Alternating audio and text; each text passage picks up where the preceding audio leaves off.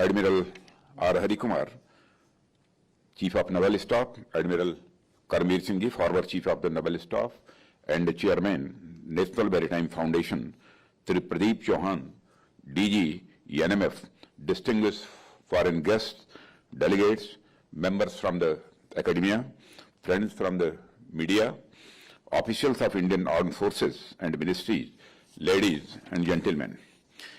It gives me immense pleasure to address you all at this important forum, Indo-Pacific Regional Dialogue 2022.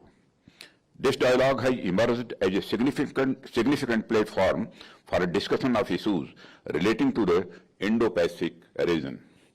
It feels great that we are now meeting physically after last year's online versions.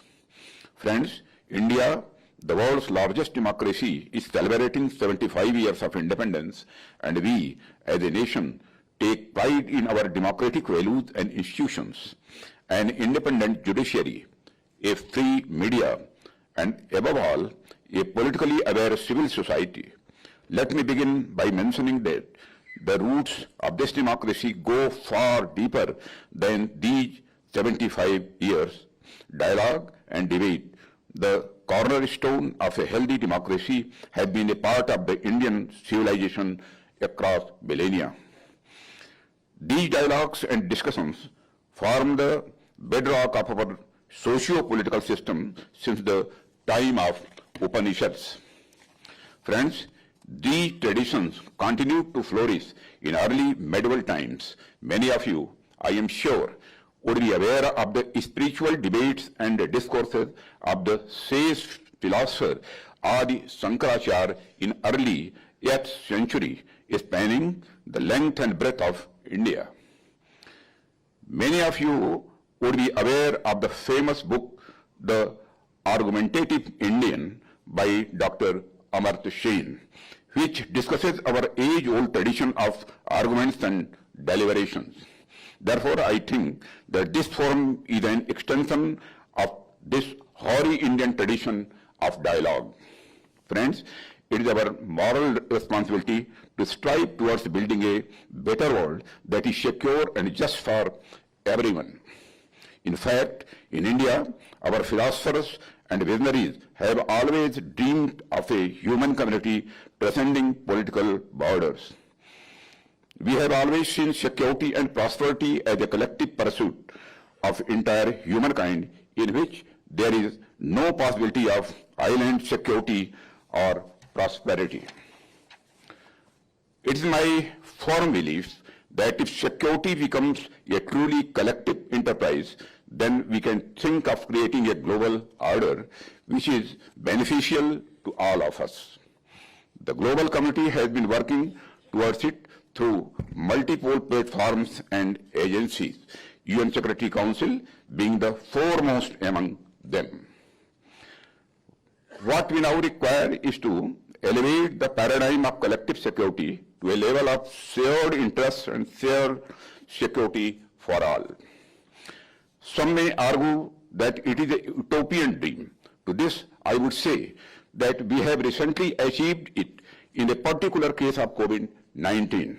The recent global response to the COVID pandemic highlighted the urgent requirement of multinational collaboration in information sharing, situation analysis, as also research, development, and production of the vaccine. This was an important lesson for the world. It highlighted the need for greater understanding, connect, and cooperative initiatives between institutions and organizations within and across nations in handling issues of national and international security. Friends, the pandemic also gave a chance to us as a country to put into practice our deeply held belief of Vasudhaiva Kutumbakam when we undertook landmark initiatives such as Operation Samudra Setu and the vaccine Maitri. The impact of these initiatives has been very much visible in our bilateral relations with countries in the neighborhood and beyond.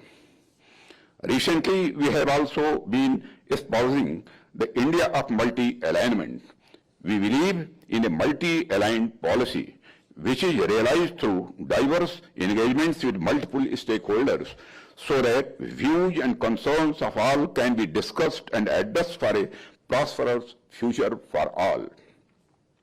This is the only way that can lead to shared responsibility and prosperity. Friends, I would like to share another related issue in this security paradigm, that is, not to consider national security as a zero-sum game. We should strive to create a win-win situation for all. And we should not be guided by narrow self-interest, which is not beneficial in the long run, but by enlightened self-interest, which is sustainable and resilient to shocks. A strong and prosperous India would not be built at the cost of others. Rather, India is here to help other nations realize their full potential. In a similar vein, I would like to tell you that conduct of our strategic policy should be moral. India doesn't believe in a world order where few are considered superior to others. India's actions are guided by the very essence of human equality and dignity, which is a part of our ancient ethos, and it's a strong moral foundation and gives us our political strength.